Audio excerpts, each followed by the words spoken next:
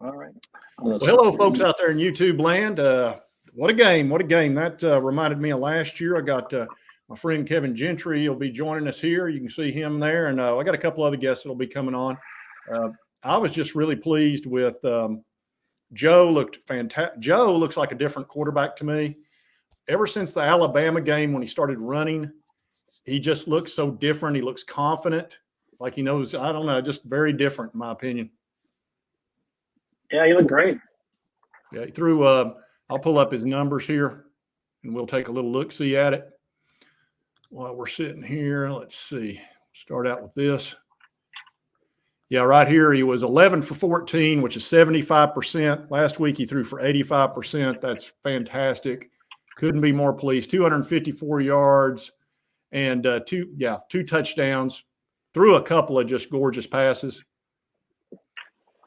And now let's see. Nico looked great. I thought Nico looked fantastic. I was real pleased with him. Let's see. He was 5 for 9. He really had 2 balls that were dropped that were right in the guy's hands. So that wasn't any big deal. Of course, he scored a touchdown. I liked his situational awareness big time. I liked his accuracy on the run. And he's very elusive. I didn't realize he was that quick. Did you realize how quick that guy was?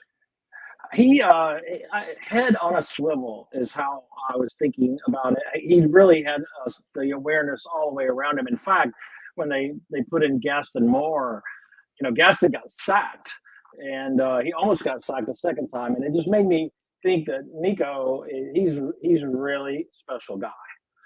Yeah, his high school coaches believe he can win the Heisman, and I'll tell you what he reminds me of. He runs like Hendon Hooker. He's probably more accurate, but right.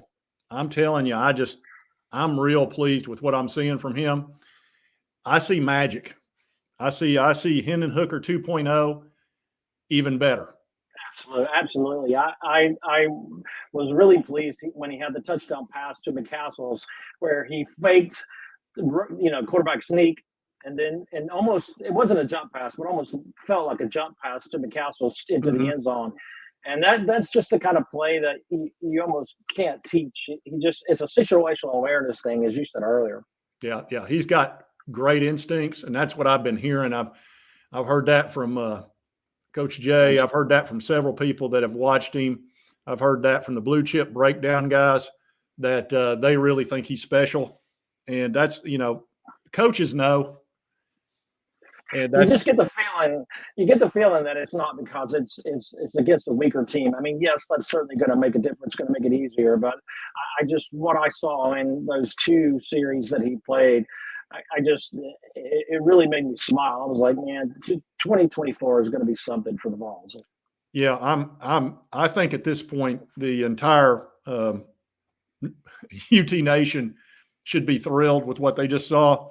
And I'm going to tell you what, I've gotten very comfortable with Joe Milton because he's running now, and I think that makes him very difficult for the defense to deal with. And it's also made him a lot more accurate. He's more confident is what it is. Definitely more confident. And I'm just real pleased with what I see. Gosh, we've got go ahead. Go ahead, Kevin. I was just going to say, how about that one pass to Ramal Keaton where he didn't even have a defender within 30 yards? That's yeah, go ahead.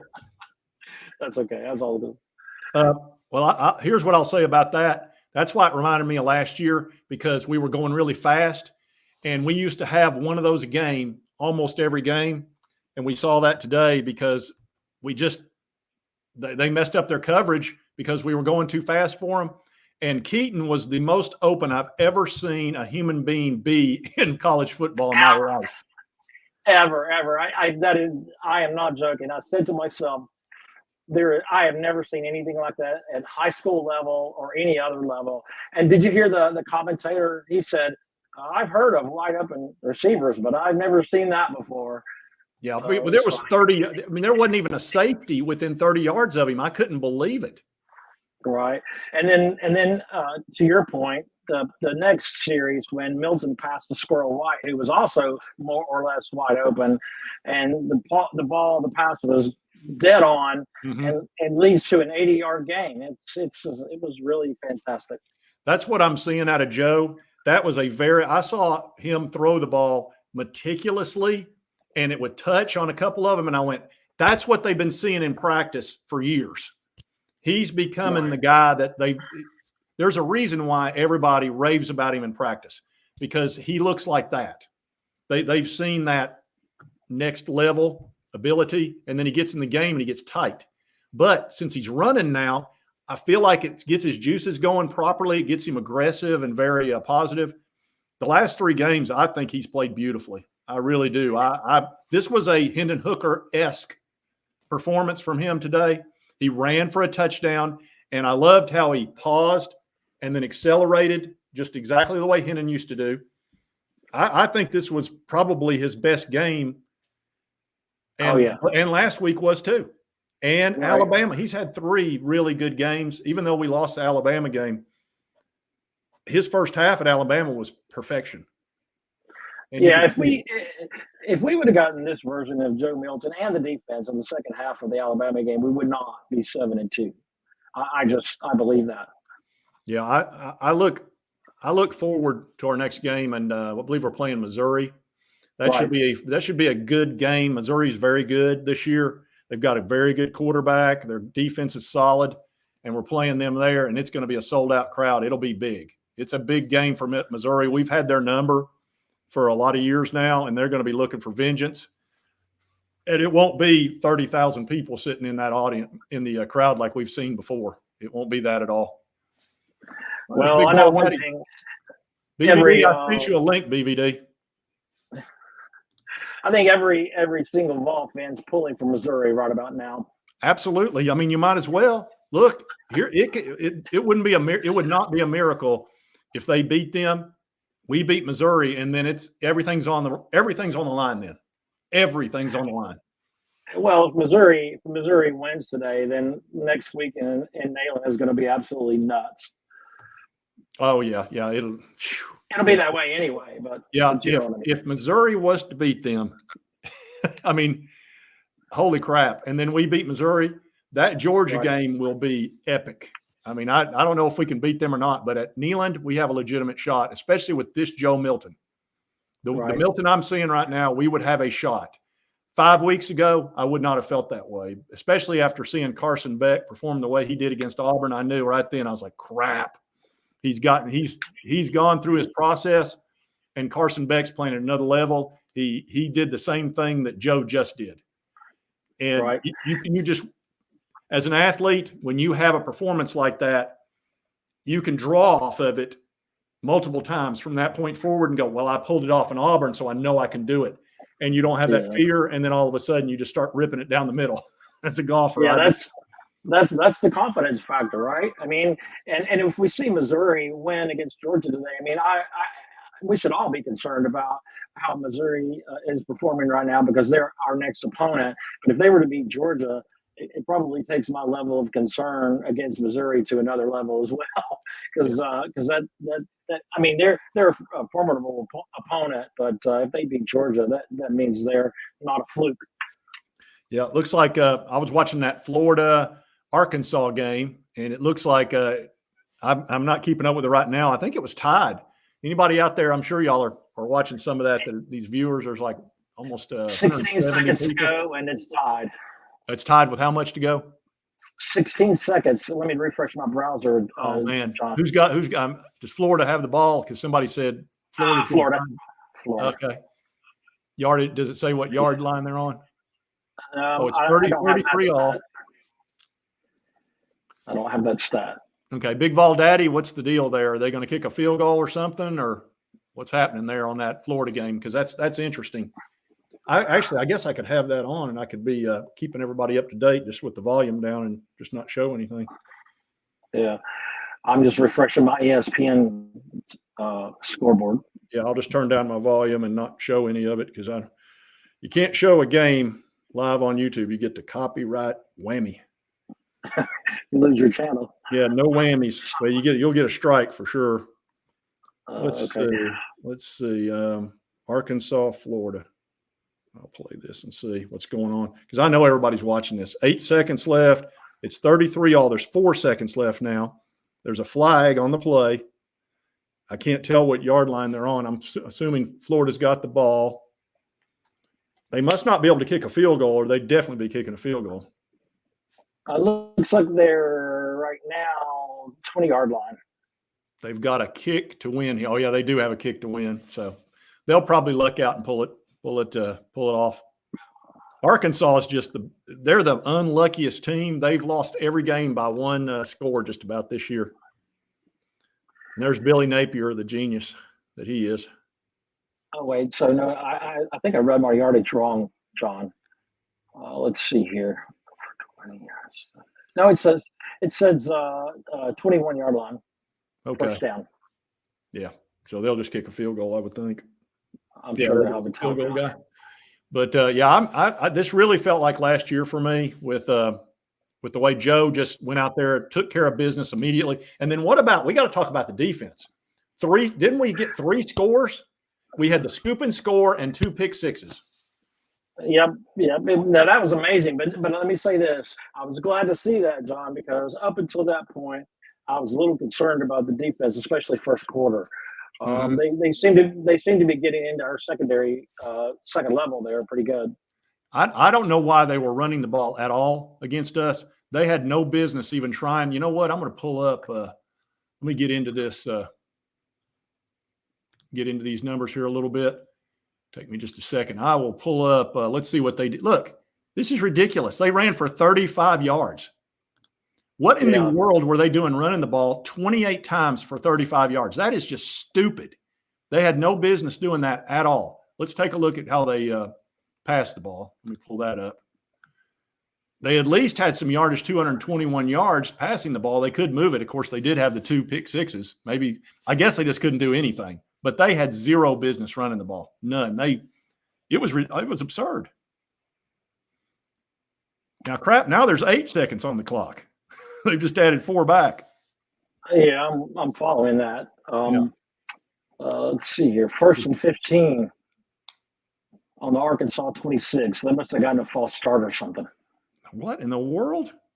How do you do that? Because that's going to make that kick about almost 40? It'll be a 40. Well, it's 34 yarder, but then you got to add 10 yards. So I don't know what's going on there, but I can tell you this: I hope they got the kicking team on the field. Oh, did he make it? Did he make it? He missed it! Holy crap! He missed it. Are you barely? I mean, he barely missed it. So now we go into overtime. Oh my God! Crap! We're not going to have as many people on this podcast with this going on because there's so many good games going. Holy crap! There are a lot of good games. South Carolina, I think South Carolina escaped against what was it, Jacksonville State? Yeah. Oh my gosh! Without that 5-yard penalty, that goes. That would have been in because it barely missed. You get him 5 yards closer, that's in. Well, now, again, there's only 3 seconds left, but it says Arkansas has the ball. That's, of course, they missed the field goal. They'll just knee it. They'll probably just knee it from that. Yeah. Hey, on a side note, Army's killing Air Force 20-0. How about that? I thought Air Force was supposed to be good. Let's see. Exactly. They had an illegal substitution.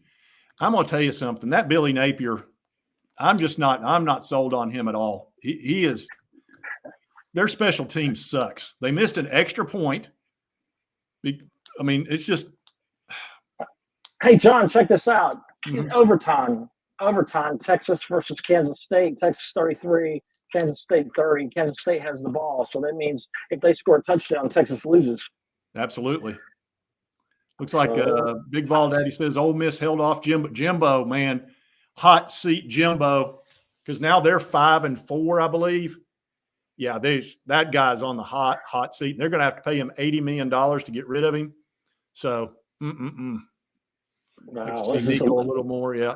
Well, we saw enough of him. We got to see him flash. That's what I wanted to see. And the other guys got to play a little bit. And And Joe is playing so well that I'm not even concerned about it, honestly. I mean, he looked as close to Hendon Hooker as you can imagine. I was thrilled with Joe Milton's play today. He was efficient. He was smart.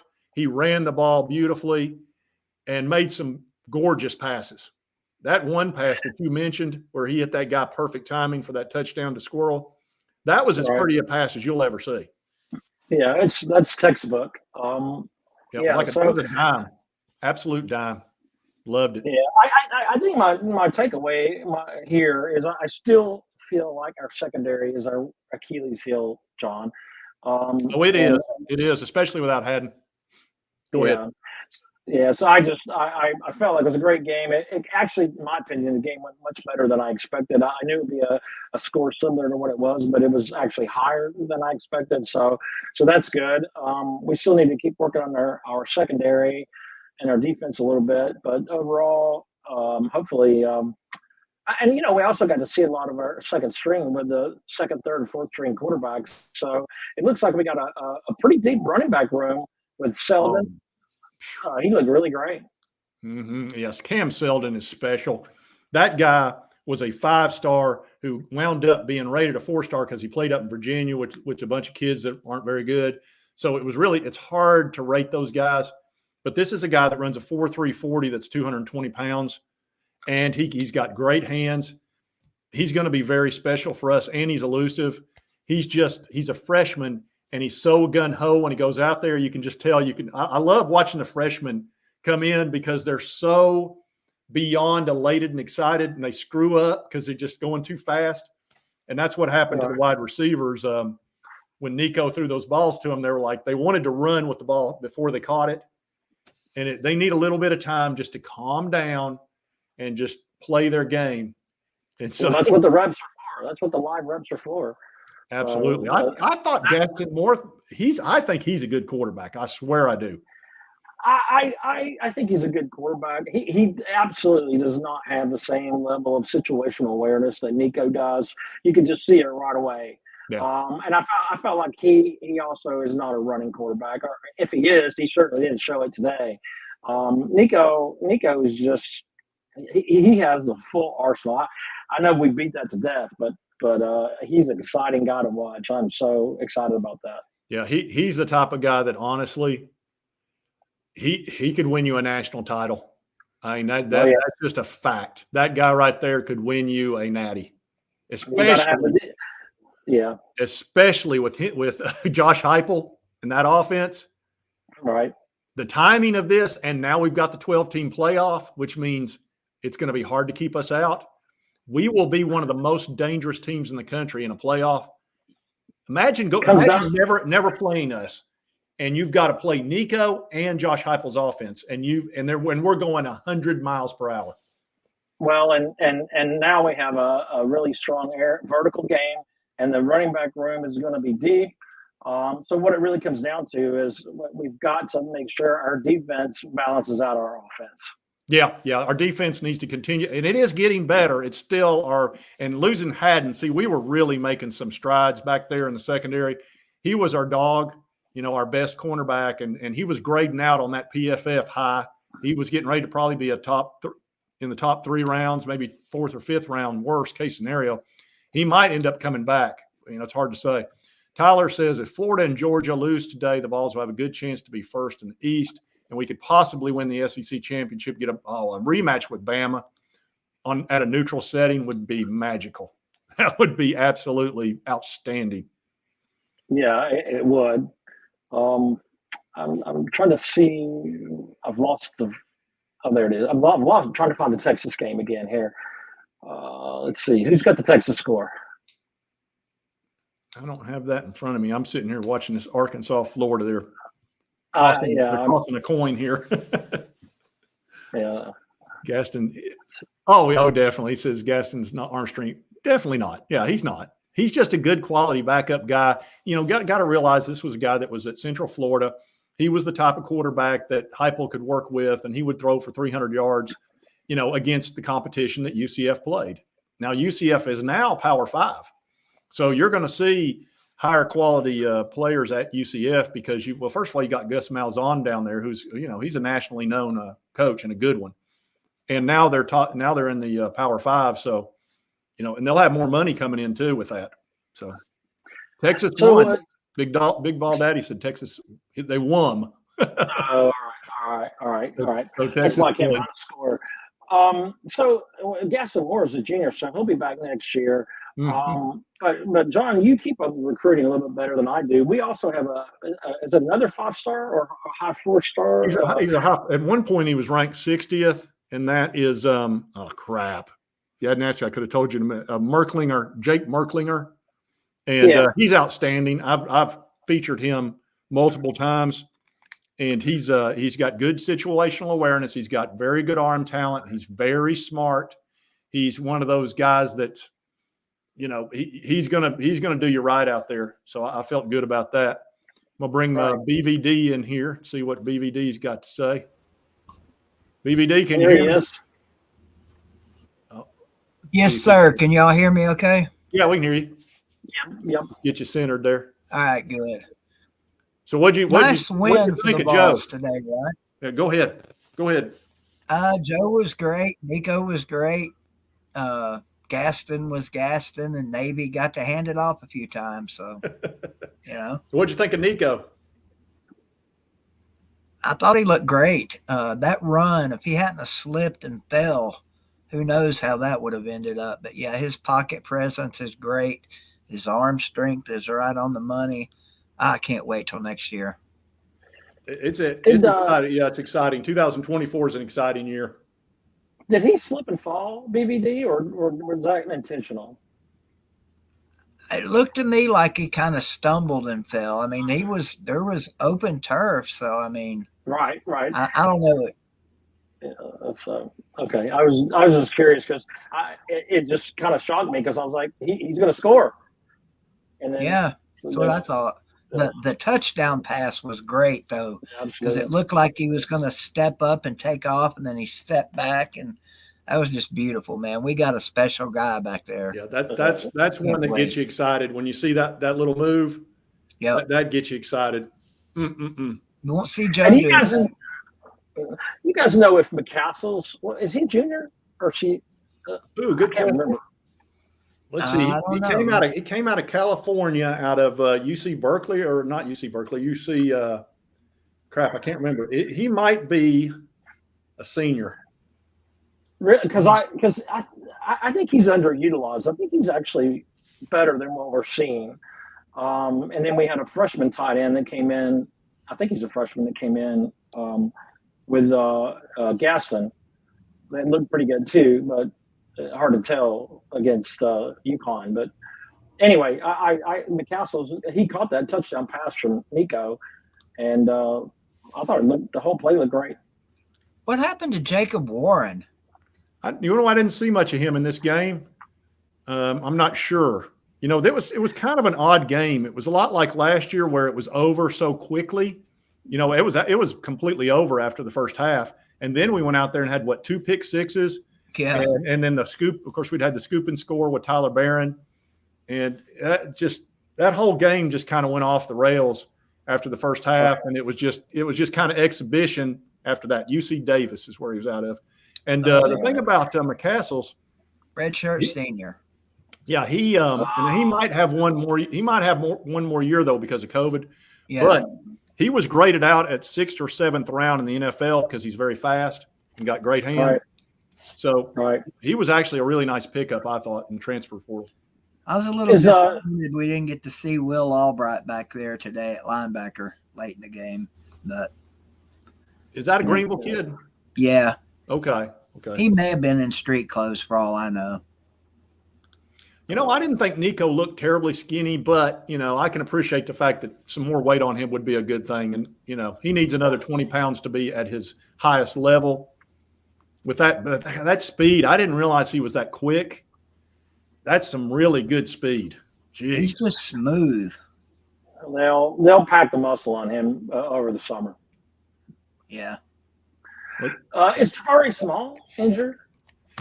Did we see him? I don't think I saw Jabari in the game. They said he was injured. He got banged up last week. Okay. That's why we didn't see him today. But we got to see Cam Seldon. That was nice. Yeah. It was really nice. I saw Gibson, but I thought Gibson was in a concussion protocol. But maybe that was last week, not this week. And we got to see Wilk. I didn't even know about Wilk. And somebody named Keith. Guys, let me give you an update on the Arkansas-Florida game. Arkansas just had a holding call called on them. That Florida kicked a field goal in overtime. Then it was 1st and 20 for Arkansas, and the quarterback just ran the ball 20 yards for a first down. They're on the 15-yard line right now. And then Florida just – oh, my gosh, are you kidding me? What? Oh my gosh, he's going to – holy crap. Arkansas just ran the ball. Florida had him 5 yards behind the line of scrimmage. It looked like he was going to go down. He puts his hand down, stays an inch off the ground, and just ran 10 yards down to the 5. That was amazing. Holy crap, what a play. They're not reviewing. What's going on now? I got commercial break on mine. Well, Arkansas is on the 4-yard line right now. And let's see, are they going to they may review this, or they called a timeout. No, they called a timeout. Florida called a timeout. He may be wanting them to review that because, it looked like he barely stayed up. I'm watching it right now. No, that's the other play. They're showing that 20-yard run. Yes, sir. Am I behind or are you ahead? Are you ahead of me? I just switched off of it. I'm going to let you keep us updated. What did you think about the officiating today? Typical. We had 11 penalties on us for 90 yards. They had 6 for 28. I think they had one live penalty or something like that. Touchdown, Missouri. Really? So is Missouri ahead 7-3? Long pass. Wow. Man, so they're ahead. This is going to be another one of those crazy days. I hope so. I love it. I hope so. We want a crazy day. That's exactly right. The beautiful thing about that is go ahead. Do we want Missouri to beat Georgia? I think, of course, we do. They won. Arkansas won. Touchdown. Touchdown. Touchdown. Florida's now – I'm going to tell you what. Florida needs to be feeling really lucky that they beat South Carolina and came back from 10 points in that fourth quarter, because they would be 4-5 right now if not for that. They're actually 5-4 right now. I've said all year I think they're a 6-6 team. They may end up being 6-6 because, look, they still got to play Florida State. That's a loss. So that'll be their 5th loss. And they've got somebody else pretty good they got to play. Don't they have one more scrub game? They got one scrub game, and then I got one other game that's tough. I can't remember which one it is. They go 6-6. Like it's not Vandy. They've already beaten Vandy. It's going to be something like is it Missouri? Can't be Missouri, can it? Have they played Missouri? Oh, no. Yeah, you're right about that. Your season is over. Sunbelt Billy's going to be who's going to have fun with that. Right. How'd you like those black unis? Whose uniforms? Florida. Oh, Florida's. Florida's, you mean? That was weird. I couldn't figure out who they were at first. That's a huge loss for Florida. Man, you talking about being down. It's a huge win for Sam Pittman. That might – I don't know if it's going to save his job or not, because now he's, 3-6? That's what I was wondering. That's his first SEC win of the year, isn't it? They had a 6. He probably needs to figure out some way to get to a bowl game, which means he's got to win 3 more, which you probably can't do. Yeah, that ain't happening. They still got LSU. I think, isn't that usually a late season game around Thanksgiving? Not sure. Boy, they're thrilled at Arkansas. Oh, and it's at Florida too. Oh, they're giving them the chomp, and they're not going to like that. They'll get over it. Well, I'm upset about it. You can tell. Yeah, I see that. I see you're all you can definitely tell how upset I am. Kevin, you seem to be tore up about it too, buddy. You guys need condolences. I need to reach over and give y'all hugs or anything. I mean, Yeah, I'm gonna need to get to my safe space. I think I'll be I'm all right. crying on the inside myself. I mean, See what old Missouri and Georgia 7-3. 7-3. I'm liking that. I know that's going to be. Gosh, you talking about? Here's the great thing: if they somehow beat them, how big is that game next week against Missouri? You talking about everybody and their brother watching, and Missouri will be feeling the pressure too because they're at home. They've just beaten Georgia, and all of a sudden, here comes Tennessee. Tennessee is the type of team that could upset somebody. They could definitely upset Missouri because we'll be, they'll probably be favored by 3 to 7 points at home, especially if they beat Georgia, they'll definitely be favored. Oh yeah, maybe 7 to 10. You wonder, like, let's say they lose today. Is this the kind of game that causes 2 losses, or if they win, does it propel them? I don't know, man. I don't like either outcome really. Obviously, I want to see Georgia lose, but man, that sure does give Missouri a ton of momentum for next week. Yeah. This is that little Vanderbilt stadium they play in will be hyped. It'll be like Autzen out at Oregon, ESPN's got us favored to win that game next week, and we did nothing today to hurt our chances. But if they beat Georgia, they're going to get a lot of respect because that's a team that when's the last time Georgia lost a freaking game? 3 years ago. God, they're like 24 in a row now. If there's any team on the planet that needs to lose more than Georgia, I can't think of it. It needs to be us that takes them down, but we need Missouri to take them down too. What would you rather have, Missouri beat them or them come into Neyland undefeated and us just totally ruin their season? Not that would ruin it, but because they'd still make it. I'd rather have us beat them. If I had the choice, I would definitely take us beating them because they need to go down and we need to be the one that takes them down. Here's a what if for you. What if Missouri beats Georgia today and then beats us next week and they win the freaking East? Man, that will mess up everything for the playoff committee. Talk about a monkey wrench. Yep. And then on top of that, they've got the Michigan fiasco. Are they going to let Michigan, if they win out, go to the playoff when they've clearly cheated? Of course they are. Nothing's going to happen this year, John. You know that. I can't believe that. I just can't. I just cannot believe it. The only chance of anything bad happening out of this is if the Big Ten takes action. NCAA is not going to do anything.